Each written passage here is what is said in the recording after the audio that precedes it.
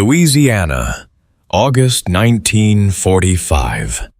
Colonel Harlan Briggs grabbed Greta by the wrist and dragged her across the dirt yard in front of every soldier in Camp Rustin. "You will sign this paper. You will say it was assault, or I will make sure that child never draws a single breath outside a prison wall." Greta's knees hit the ground. She looked up, blood on her lip, hands shaking, and still refused to lie about the man she loved. Before we go any further, if this story moves you, subscribe to this channel right now. Hit that bell and drop your city in the comments below. I want to see just how far this story travels. Now let's go back to where it all began. It was the summer of 1945, and the war was dying. Not dead yet, just dying the way a fire dies, slow, still throwing heat and light even as the wood burns down to nothing. In the parishes of central Louisiana, the heat was something else entirely. It rose up from the red clay earth and pressed down from the white sky and squeezed everything in between. Men, animals, memory, until breathing itself felt like a punishment. Camp Rustin sat 7 miles from the nearest town, surrounded by pine trees and barbed wire, and the particular silence of a place that didn't want to be found. Most people in Louisiana didn't know it existed, and that was exactly the point. Sergeant James Morrison had known about Camp Rustin for 11 months. He'd been assigned there in September of 1944, shipped down from Fort Bragg, with 42 other black soldiers, and told almost nothing except, "This guard. The prisoners follow orders, do not fraternize." The word fraternize had been said so many times in the briefing that Morrison had stopped hearing it as a real word.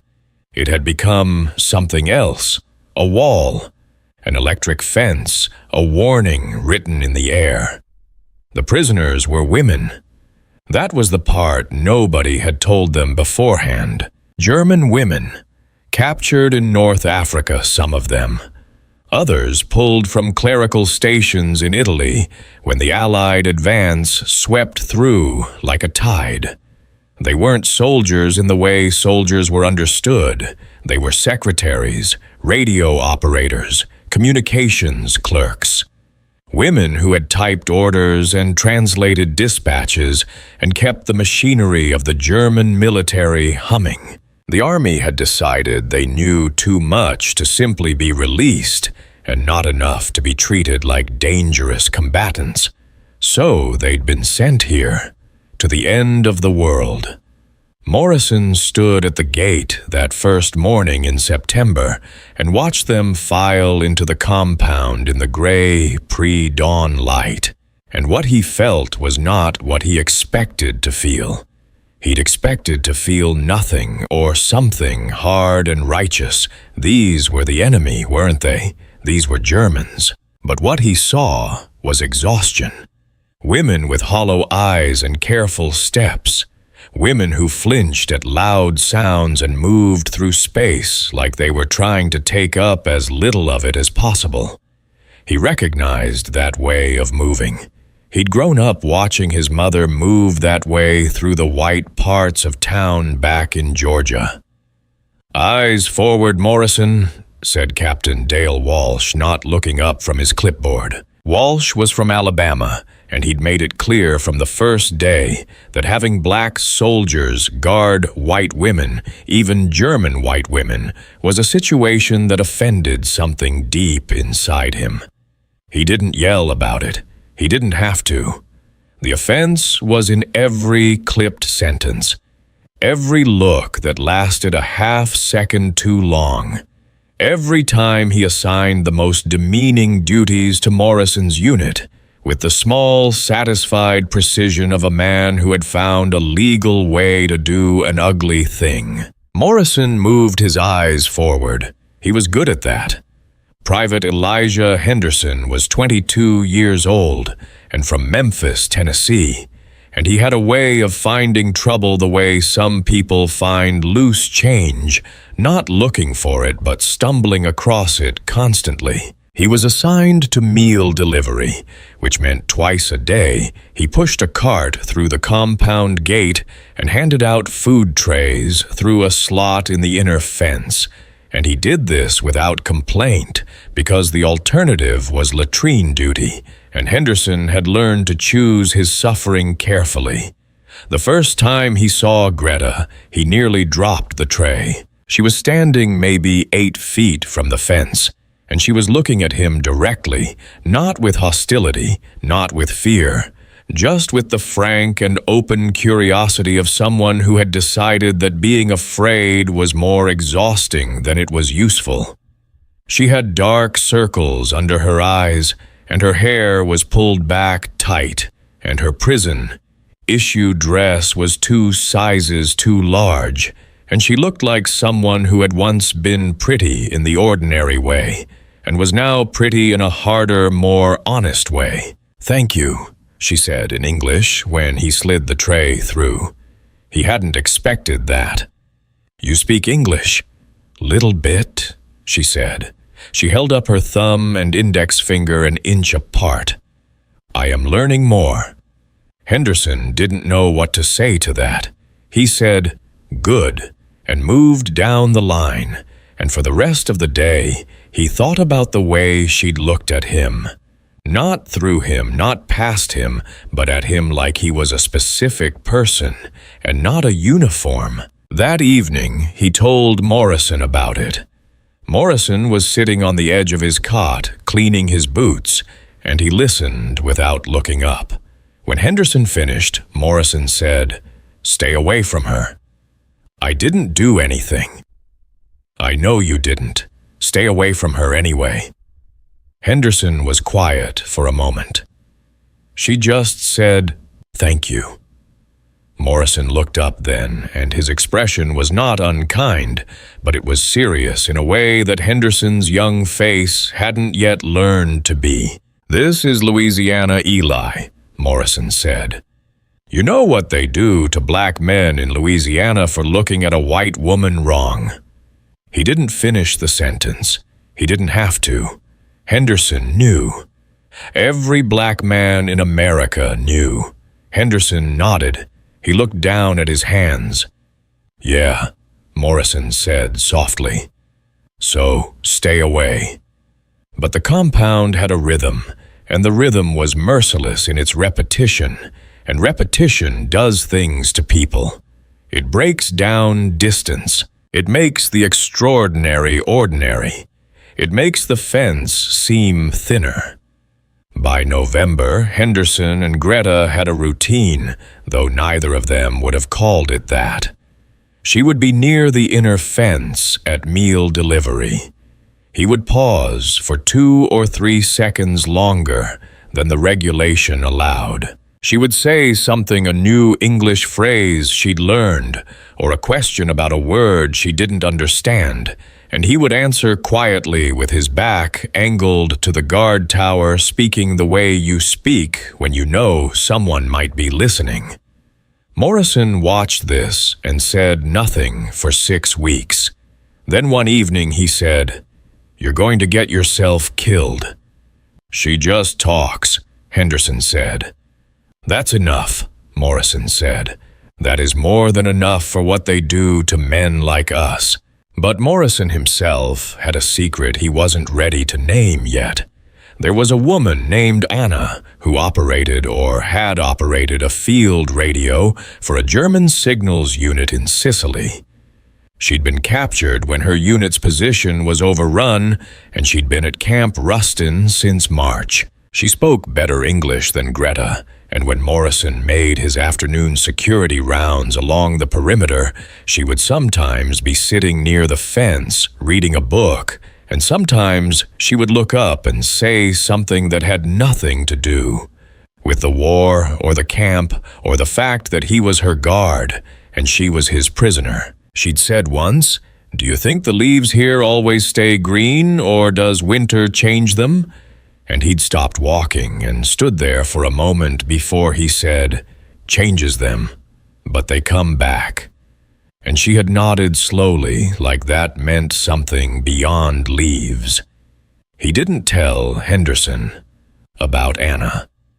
Captain Walsh made a point of visiting the compound on a cold December afternoon and calling the entire guard unit together. He stood before them with his clipboard and his particular brand of quiet contempt and said, "There have been reports of conversations, unnecessary conversations, between members of this unit and the prisoners."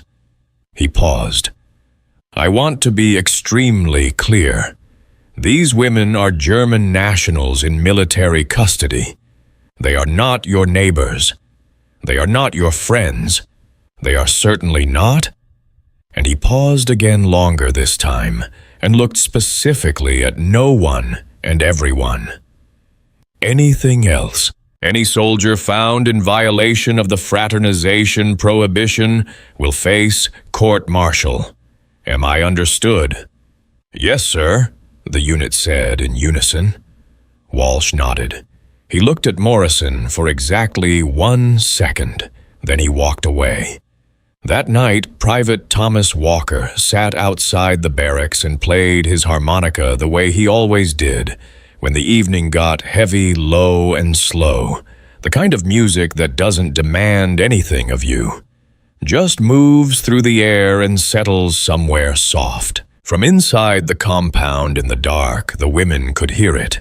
And Elsa, who had not cried once since her capture, not when she was arrested, not on the transport ship, not on the long train ride through the American South, sat on her bunk and pressed her hands against her face and let herself cry quietly for the first time in 2 years. The music didn't know any of this. It just played on. Morrison lay in his bunk that night and stared at the ceiling and thought about a question that had no good answer. What do you do when the thing you're forbidden to be is the only thing that feels like being human? He didn't sleep. Outside, Walker's harmonica had gone quiet. The pine trees pressed close around the camp. Somewhere on the other side of the wire, 47 German women slept or tried to. The Louisiana night held everything in its dark, heavy hand. The barbed wire, the guard towers, the careful distance between people who had already crossed too many terrible distances to remember what safe ground felt like. And something was already changing. Slowly, the way seasons change, the way fires die, not all at once, but inevitable. By the time anyone named it, it would already be too late to stop. January came to Camp Rustin the way January always came to Louisiana, not with snow or cold that bit clean, but with a gray, damp chill that crept under your clothes and sat against your bones and refused to leave. The barbed wire glistened with moisture in the mornings. The guard towers were always wet, and the women in the compound had stopped pretending that warmth was coming. Morrison noticed it first in Anna. She had stopped sitting near the fence with her book. For 3 days straight, she didn't come to her usual spot, and on the 4th day, when Morrison made his perimeter round and finally saw her standing near the inner gate, he slowed his walk without thinking. She looked thinner, or maybe not thinner, smaller somehow, like something inside her had drawn itself in tight. "You weren't here," he said. He said it too quickly, and he knew it the moment the words left his mouth. She looked at him steadily. "Were you counting?" He didn't answer. She didn't push it, but the silence between them had changed. It had weight now, texture, the kind of silence that carries more than any sentence could.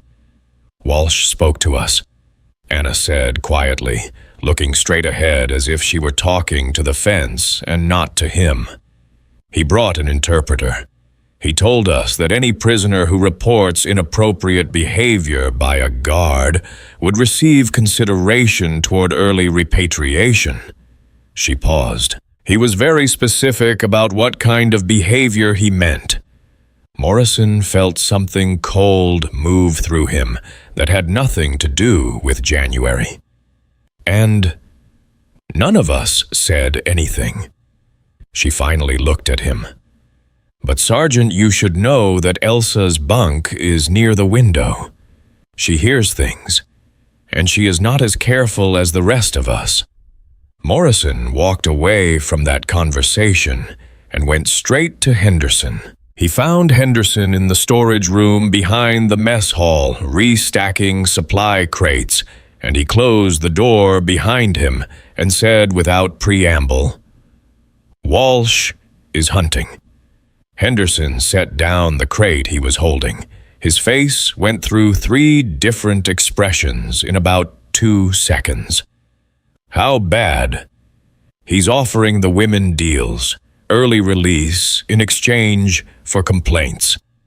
Morrison sat down on a crate and pressed his palms together. Eli, I need you to tell me right now, truthfully, how far things have gone with you and that girl. Henderson was quiet too long. Eli. I didn't do anything wrong, Henderson said.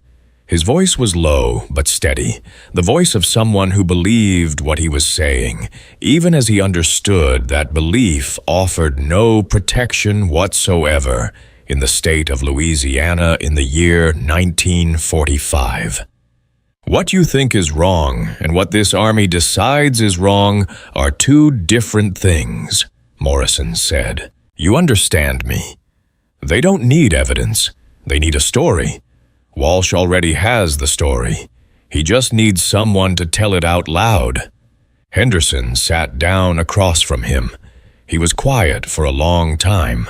Then he said, "She's not going to lie about me." You sound very sure about someone you're not supposed to know.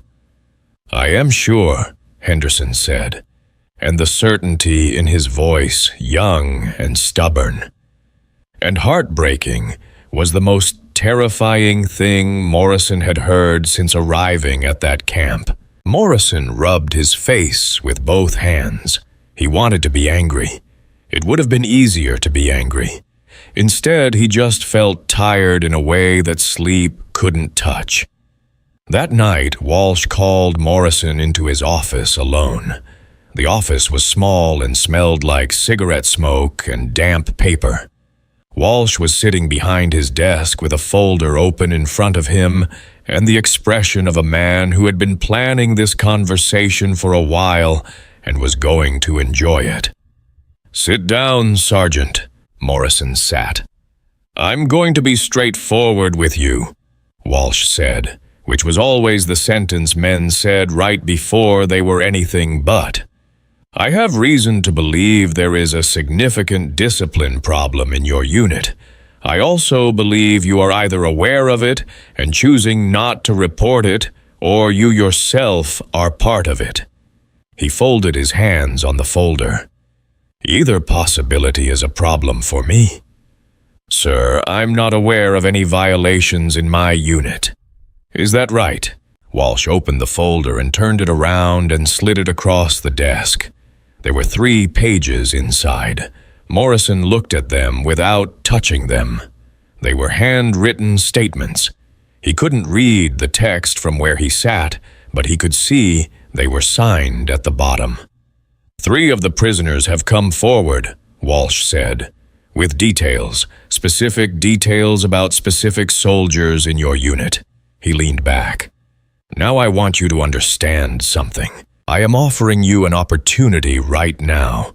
You cooperate with this investigation, you provide names. You make my job easier, and I will do what I can to ensure your discharge is honorable and your record stays clean. You refuse, and I will burn every one of you to the ground, starting with Private Henderson." Morrison looked at the folder. He looked at Walsh. Something moved through him, not fear, not anger. Something older and quieter than either. He'd felt it before. Every black man from Georgia felt it eventually. The moment when the room closes in, and every door has a white man standing in front of it. "I want to see the statements," Morrison said. Walsh blinked. He hadn't expected that. "Excuse me." "The statements, sir. I want to read them. Before I respond to anything, I want to know exactly what's being said and by whom." Walsh's jaw tightened. "You don't make demands in this office, Sergeant." "I'm not making a demand. I'm requesting through proper military procedure to review the evidence against my unit before I provide any statement." Morrison held Walsh's gaze. "Sir?" The room was very quiet. Walsh stared at him for a long moment. Then he stood up, took the folder off the desk, and said, "Get out." Morrison got out, but he walked back to the barracks knowing two things. The statements were probably fake or coerced or both. And Walsh was going to move fast now because Morrison had just shown him that he wasn't going to fold. He had maybe 2 days before everything came apart.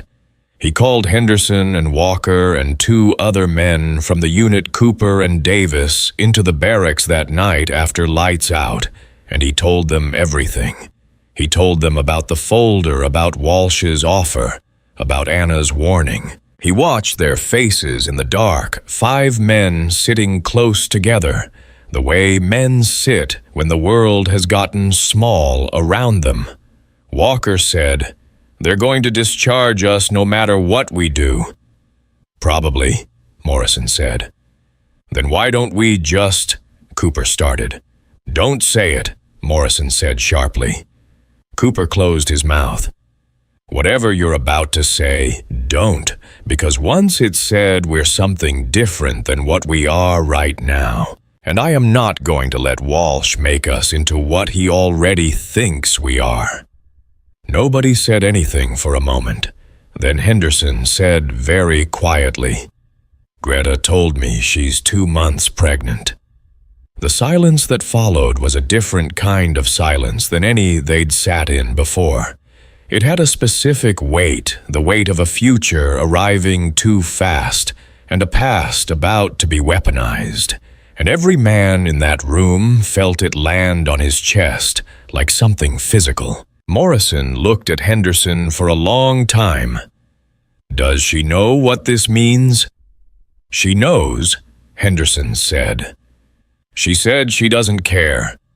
"She doesn't care because she doesn't live here," Walker said, not unkindly. "She doesn't know what this country does to men like us when white women say the wrong thing." "She won't say the wrong thing," Henderson said. "You keep saying that," Morrison said. "I need you to hear me when I tell you that it doesn't matter. Walsh doesn't need her to say anything. He just needs the fact of a pregnancy. In 1945, Louisiana, that fact alone is a death sentence." Henderson's hands were on his knees, and they were shaking, and he pressed them down hard to make them stop. "What are we going to do?" Morrison had been asking himself that same question for 3 hours, and the answer he kept arriving at was the same one every time, which was, there is nothing to do except try to survive the thing that is already happening. "You write nothing down," Morrison said. "You say nothing to anyone. If Walsh calls you in, you ask for the statements in writing before you respond to a single question. You do everything by the book because the book is the only protection we have." He looked at each of them. "And you pray that the women are as strong as we hope they are." 3 days later, Walsh made his move. He brought in 2 military police officers from Baton Rouge, men nobody at the camp had ever seen before, which meant they had no loyalties and no context, and no reason to question anything they were told. He called the entire guard unit to the assembly yard and announced that, effective immediately, all personal communications letters, packages, any written material would be reviewed before leaving the camp. He announced that prisoner compound access would be restricted to meal delivery only, and that meal delivery would be conducted under direct officer supervision going forward. Then he turned and walked away without answering a single question. Henderson stood in that yard and felt the walls coming in. He looked across the compound to where Greta was standing on the other side of the inner fence, watching. Their eyes met across the yard, across the wire, across every distance that word meant, and she gave him one small, deliberate nod. He understood what she was telling him. He just didn't know if it was enough. Morrison stood beside him and said nothing, but he reached over and put one hand briefly on Henderson's shoulder, just for a second, just the weight of a hand before the unit broke formation and dispersed. It was February now, the gray Louisiana sky pressed down without mercy, and somewhere in the compound, 2 more women had quietly told the nurse they needed to speak with her privately. The truth was already alive. Walsh just didn't know how alive it was. The camp nurse's name was Lieutenant Carol Simmons, and she had been at Camp Rustin for 14 months, and in those 14 months, she had seen things she had filed away in the back of her mind under a category she privately called "not my business." She was from Ohio. She had gone to nursing school in Columbus.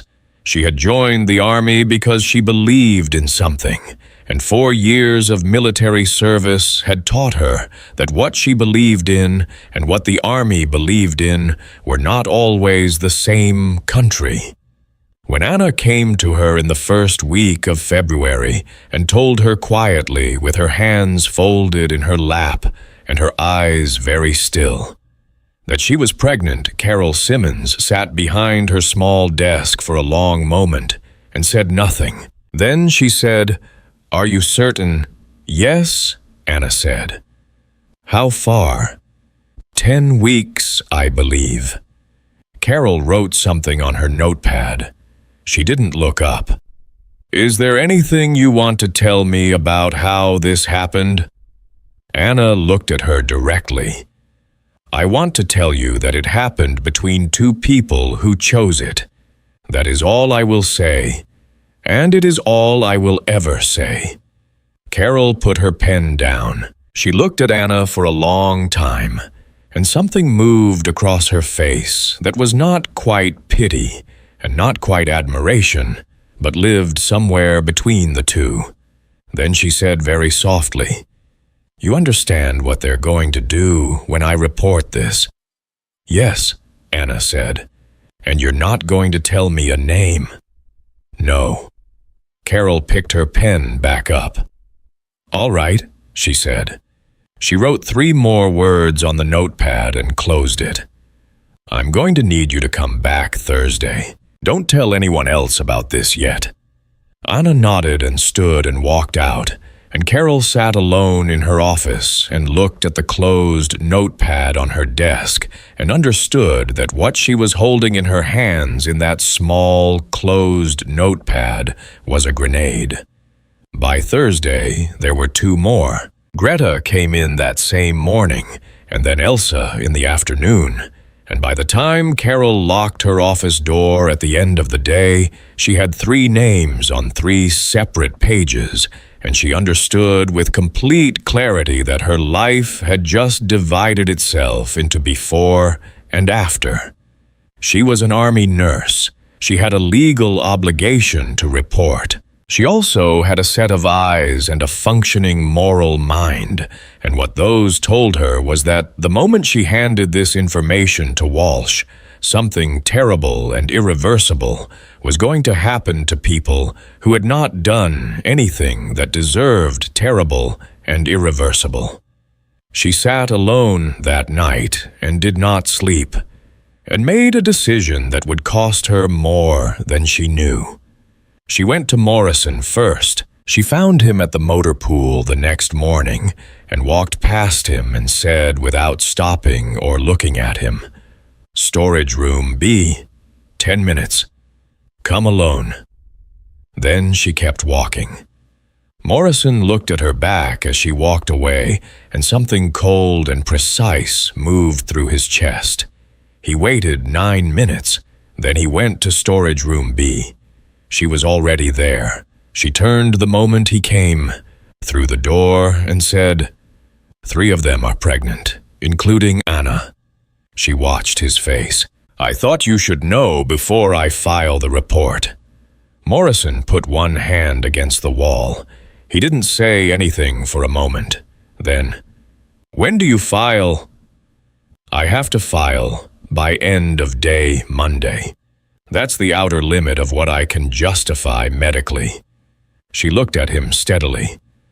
"I'm telling you this because I want you to understand that I am not doing this to hurt anyone. I am doing it because I have no legal choice. But I am coming to you first because I believe you are a decent man and you deserve to not be blindsided." Does Walsh know yet? No. Does anyone else know? Just the 3 women. And now you. Morrison took a long, slow breath. "Will you do something for me? If I can. Will you write in your report exactly what the women told you? Every word. Don't summarize, don't interpret, just write exactly what they said." Carol looked at him carefully. "Why does that matter?" "Because if they said it was consensual and that's on record in your words in your report before Walsh gets his hands on the story, then it's harder for him to change it." He looked at her. "He's going to try to change it. He's going to try to make this into something it isn't." Carol held his gaze. Then she nodded once. "I'll write it exactly as they told me." She left. Morrison stood alone in the storage room for a long time.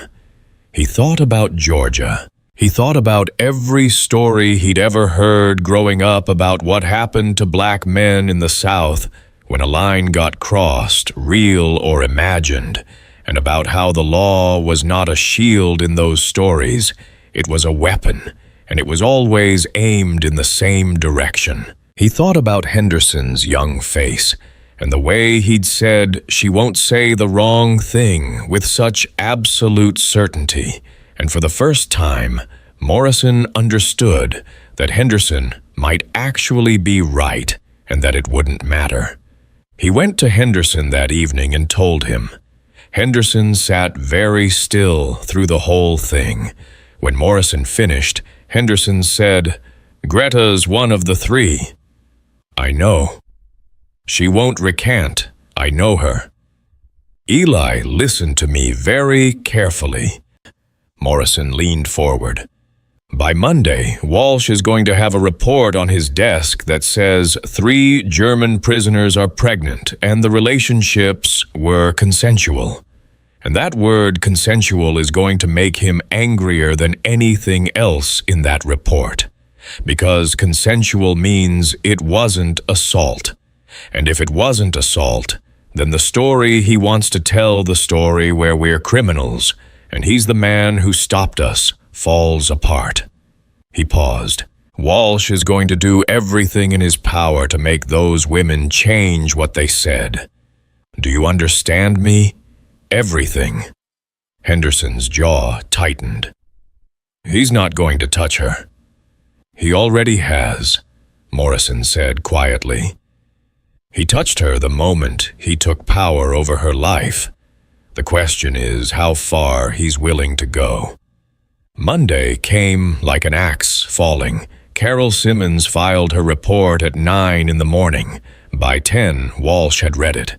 Morrison knew he had read it because the entire character of the camp changed in a single hour, the way air changes before a storm, the pressure dropping everything, going very still and very wrong at the same time. The two MP officers from Baton Rouge appeared again. Walsh's aide went in and out of the main office 3 times in 20 minutes.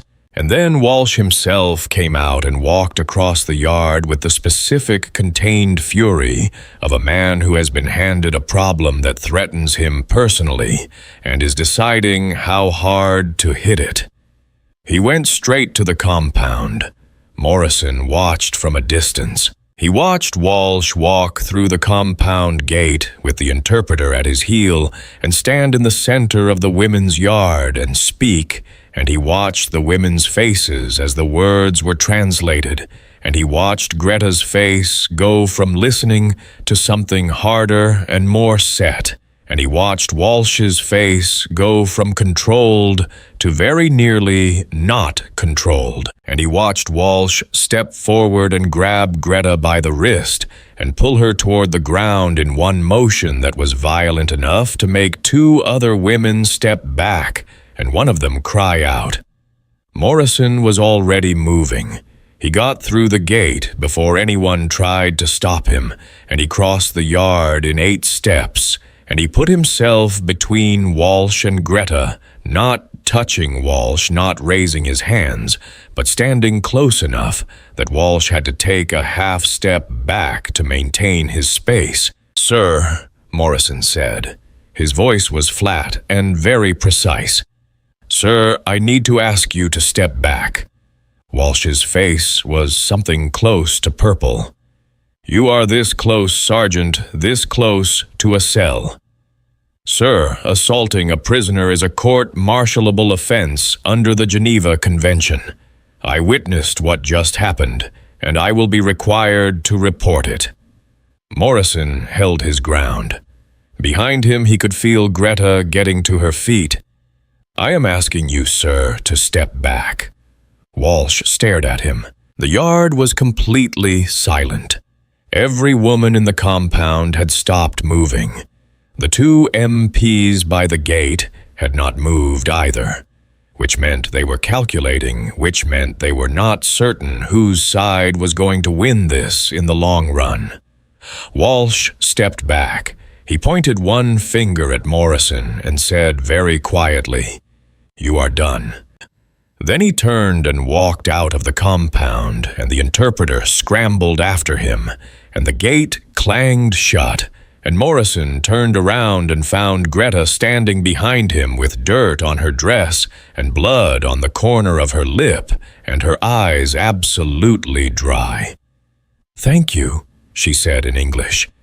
"Don't thank me," he said. "Are you hurt?" "No?" She looked at him steadily. "He wanted me to say it was not my choice, that it was done against me." She paused. "I told him no." "Good," Morrison said. "Keep saying no. No matter what he offers you, no matter what he threatens, keep saying no." She looked at him for a moment with an expression he couldn't entirely read. He said he would take the child. The words landed like a blow. Morrison kept his face still. "He cannot do that." He said he could. He said in America, under military law, he could do whatever he decided was necessary. Her voice was steady, but her hands were not. "Is that true?" Morrison wanted to tell her no.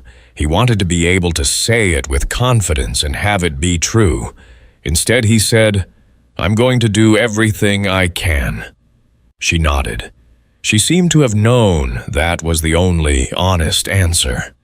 That evening, Morrison sat down and wrote a letter. He addressed it not to anyone at Camp Rustin, not to anyone in Walsh's chain of command, but to a judge, advocate general's officer in Washington, D.C., whose name he'd found in a directory at the base library 3 weeks earlier, when he'd first started to understand that this was where things were heading. He wrote, 2 pages. He described what he had witnessed. He described Walsh's conduct with the prisoners. He described the coercion, the false statements, the attempt to reclassify consensual relationships as criminal acts. He signed his name and sealed it, and gave it to the one person at Camp Rustin he trusted completely. Not Henderson, who was too close to the fire, but Walker, quiet Walker, who played his harmonica and kept his mouth shut and had a cousin in the Postal Service in New Orleans. "Make sure it gets out of Louisiana before it gets opened," Morrison said. Walker looked at the envelope. "You know this might not save anything." "I know," Morrison said. "You know it might just make Walsh hit harder." "I know that too." Walker put the envelope inside his jacket against his chest. "Why are you doing this?" Morrison looked at him for a moment. Then he said, "Because somebody has to put the truth somewhere they can't burn it." Walker nodded. He buttoned his jacket over the letter and walked out into the cold February night, and Morrison watched him go and felt something shift inside him. Something that was not hope exactly, but was the thing that lives right next to hope, when hope is too dangerous to hold directly. 3 days later, Walsh came for them all. Walsh came for them on a Thursday morning before dawn when the camp was still dark, and the air had that particular stillness that precedes something violent. He didn't come alone. He came with the 2 MPs from Baton Rouge, a lieutenant colonel named Graves, who had driven down from Shreveport the night before, and a stack of papers that had already been signed by someone with more authority than anyone at Camp Rustin had ever seen in person. Morrison heard the boots on the barracks floor before he was fully awake. He was sitting up by the time the light came on and standing by the time Walsh reached his bunk. He didn't ask what was happening. He already knew. "Sergeant James Morrison," Walsh said with the satisfaction of a man who has been waiting a long time to say something and is finally saying it. "You are hereby relieved of duty, pending a court. Martial investigation for conduct. Unbecoming violation of military fraternization regulations and conduct, prejudicial to good order and discipline." He held out the papers. "Sign here." Morrison looked at the papers. He looked at Walsh. He said, "I want to speak with the judge advocate. You'll have that opportunity at your hearing. I want to speak with one now, before I sign anything." Walsh's eyes went flat. "You don't have that option this morning, Sergeant." "Then I don't sign this morning," Morrison said. "Graves." The lieutenant colonel stepped forward. He was a tall man with a gray face and the eyes of someone who had learned a long time ago to do uncomfortable things efficiently. "Son," he said, not unkindly, "signing this doesn't admit guilt. It just acknowledges receipt of the charges. You sign it, you maintain your rights to counsel and hearing. You refuse, I can have you detained without those protections under wartime emergency provisions." He paused. "I'd recommend you sign." Morrison took the papers. He read every line slowly, deliberately, while Walsh stood there with his jaw working, and then he signed his name in full and handed them back without a word. Henderson signed his 20 minutes later in the next room, and Morrison could hear him through the thin wall, could hear the moment Henderson's voice cracked when he asked about Greta, and Graves told him that the prisoner situation was being handled separately and was not his concern. He heard Henderson say, "She's carrying my child," and he heard Graves say, "That matter is under military jurisdiction, private." And then he heard nothing, which was worse than anything. By 8 in the morning, 5 soldiers had been relieved of duty. By 9, they were confined to quarters pending transport. By 10, Walsh had gone back into the compound. This time, Morrison couldn't follow. He sat on his bunk in the locked barracks and listened to what he couldn't see, and what he heard was the sound of the compound gate and voices, and then a single, sharp cry that cut through everything, a woman's voice, not a scream of pain, but of outrage, the kind of sound a person makes when something is being taken from them by force. And he put his hands flat on his knees and pressed down hard and breathed. Walker was sitting across from him. He hadn't been charged yet. His name wasn't on the list, which meant either Walsh didn't know about the letter, or the letter hadn't arrived yet, or Walsh was saving him for later. Walker looked at Morrison and said quietly, "They're moving the women." "I know," Morrison said. "Where?" "I don't know, but they're not keeping them here. Not now." Morrison looked at the locked door. "They're going to separate everything. That's what Graves is here for. Make it clean. Make it disappear." Walker leaned forward. "Did the letter make it out?" Morrison thought about that envelope against Walker's chest in the cold February night. "I don't know," he said honestly. "I don't know if it matters now." "It matters," Walker said. "Even if it doesn't help us. It matters that someone put the truth down somewhere." Morrison looked at him. Walker was 24 years old and from a small town in Mississippi, and had joined the Army because the Army was one of the few places that would pay a black man the same wage for the same work, which was a low bar, but the bar that existed. He played harmonica and kept his head down, and had turned out in the worst moment of Morrison's life to be the most reliable person Morrison had ever known. "Yeah," Morrison said, "it matters." Greta was told that morning that she was being transferred to a military processing facility in Virginia, pending repatriation. She was told this by a female officer she had never seen before in German, with the flat efficiency of someone delivering a bus schedule. She was told she would leave the next day. She was told she would have 20 minutes to gather her belongings. She asked about the father of her child. The female officer told her that was not information she was authorized to provide. Greta stood very still. Then she said in careful English, so there would be no possibility of mistranslation, "His name is Elijah Henderson. He is a private in the United States Army. He treated me with dignity and kindness, and what happened between us was my choice as much as his." She paused. "I want that on record." The female officer wrote nothing down.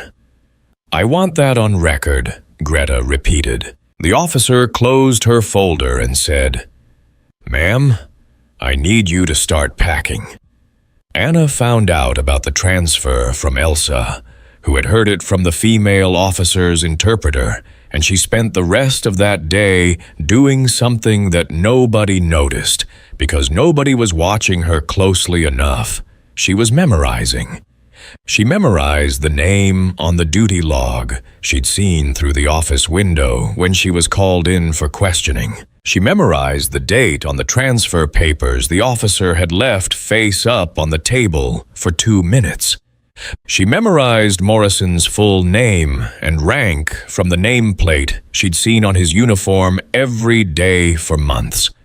She folded all of it into the back of her mind and held it there, and decided that she was going to carry it out of Camp Rustin the only way she could inside herself, where Walsh couldn't reach. The transports left on a Friday morning in late February 1945. 2 military vehicles for the soldiers going north to a facility in Tennessee, where the court-martial proceedings would be held, a separate transport for the women going east.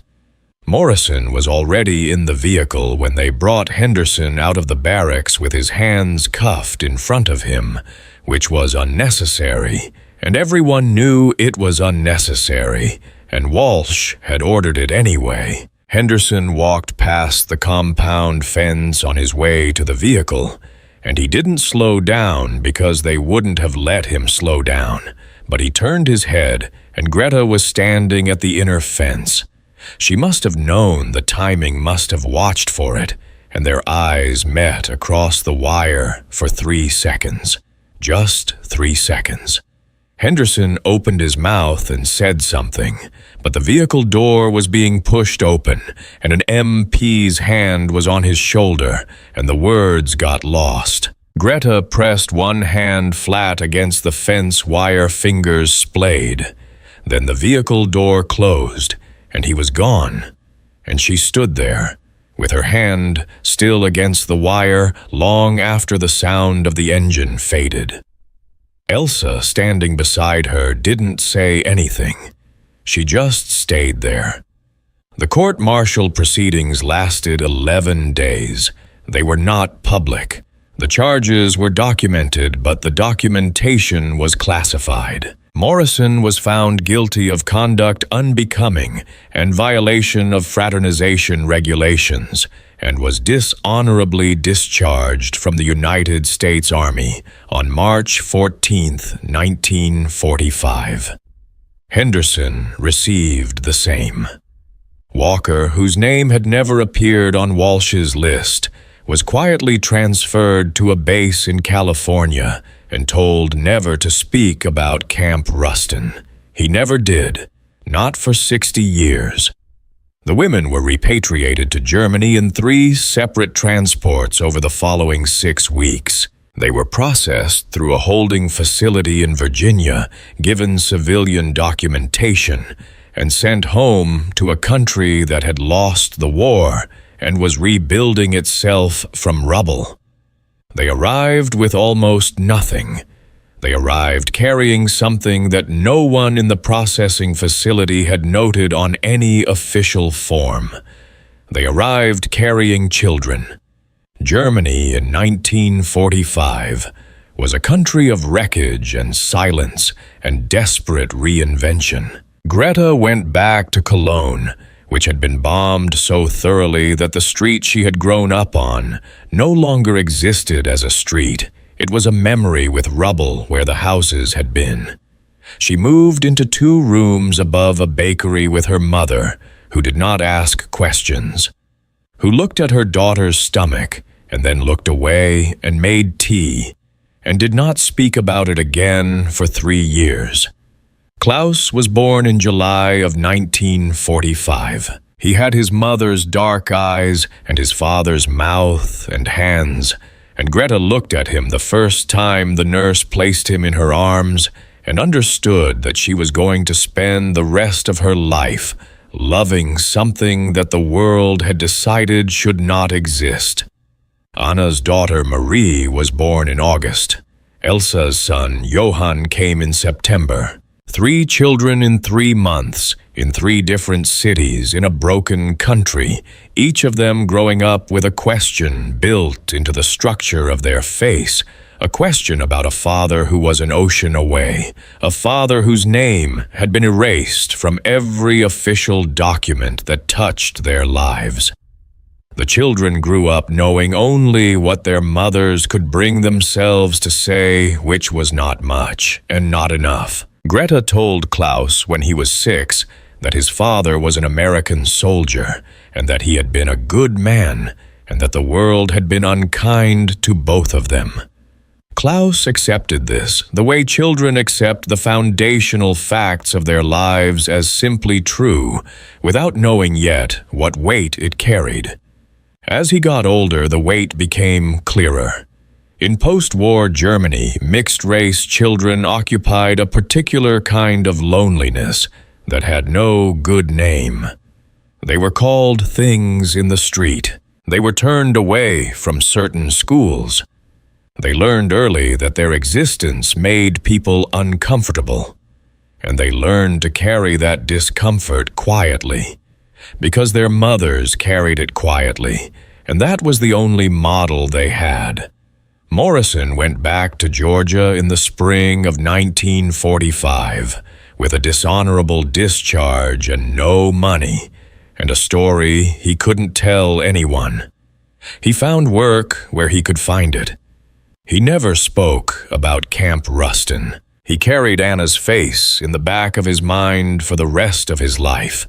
The way she'd looked at him across the fence, the way she'd said, "Do you think the leaves here always stay green?" The way she'd nodded when he told her they come back. He didn't know she had a daughter. He didn't know the daughter's name. He spent 40 years not knowing which is a particular kind of grief that has no ceremony and no witnesses. Henderson went back to Memphis and was quieter than he'd been before the army, which his mother noticed and didn't press him about, because she was a woman who had learned that certain silences in black men from the American South were not emptiness, but depth, not forgetting, but the opposite of forgetting. He kept a photograph in his wallet, not of Greta.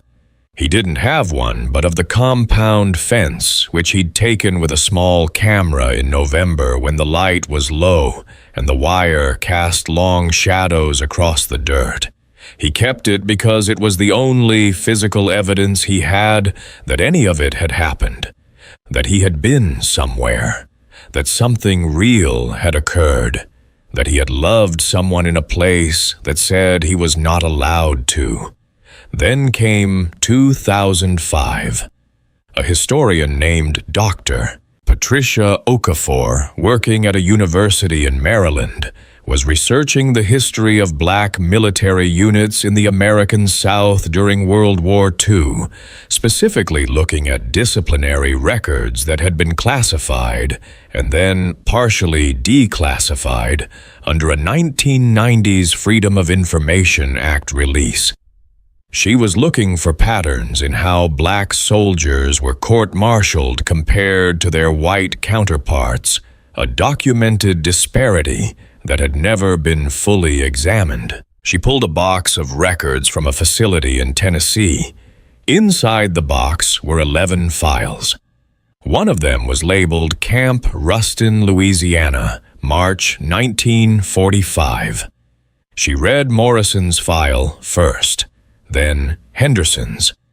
Then she found Carol Simmons' original nursing report, the one Walsh had tried to suppress, the one that said the relationships were consensual, the one that someone in the Tennessee facility had misfiled in 1945, and which had therefore survived when the companion documents were destroyed. She read it 3 times.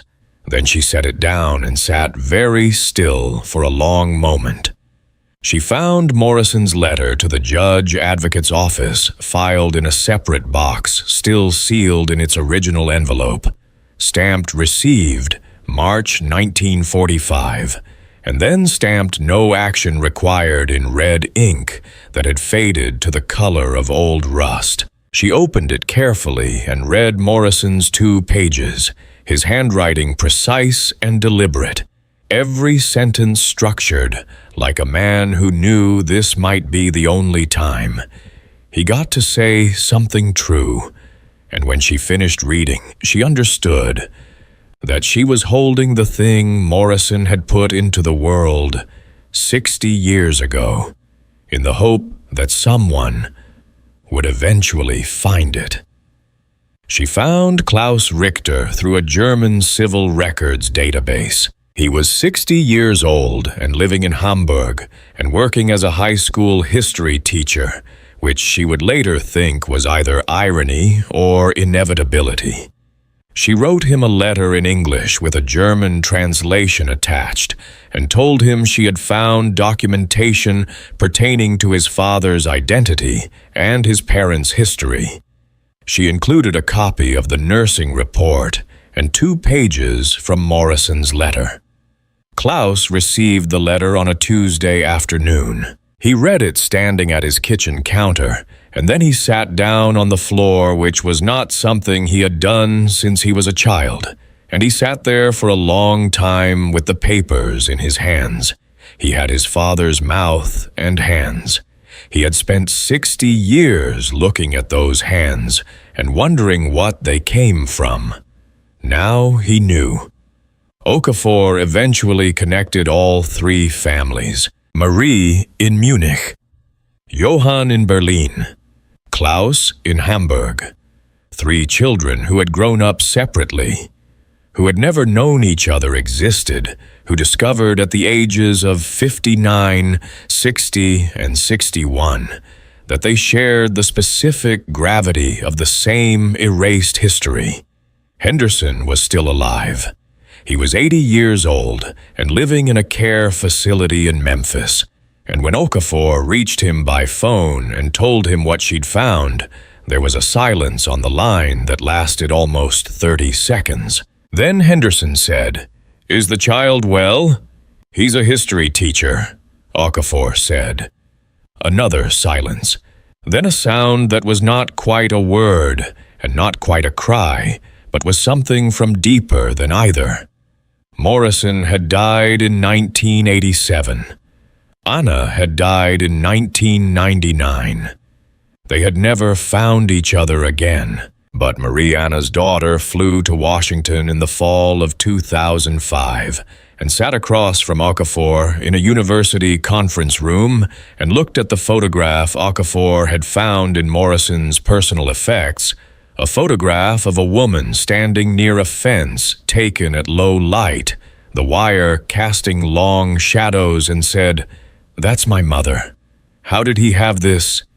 "He kept it," Okafor said simply. Marie looked at the photograph for a long time. Then she said quietly, "All those years, he kept it." What Colonel Walsh had tried to destroy, what the United States Army had classified and suppressed and officially erased, turned out to be the one thing that erasure cannot touch: the fact that it happened. The children were the fact. Klaus and Marie and Johann, standing in the world with their father's hands and their mother's eyes, were the proof that no military order, no dishonorable discharge, no classified file, and no red ink stamp that said no action required could reach back into 1945. Louisiana, and unmake what had been made there in the space between a fence and a human face. They had tried to erase a love story. Instead, they had buried it, and buried things given enough time, and one determined woman with a box of old files have a way of coming back to the surface. The truth always does. Not because the world is just, it often isn't, but because the people who lived it refused in their own quiet and stubborn ways to let it die. Greta refused to sign a lie. Morrison put the truth in an envelope. Walker carried it out under his jacket against his chest, and across 60 years and an ocean, the truth arrived exactly where it was always going. It arrived in the hands of the children who had been waiting for it their whole lives, without knowing that was what they were doing.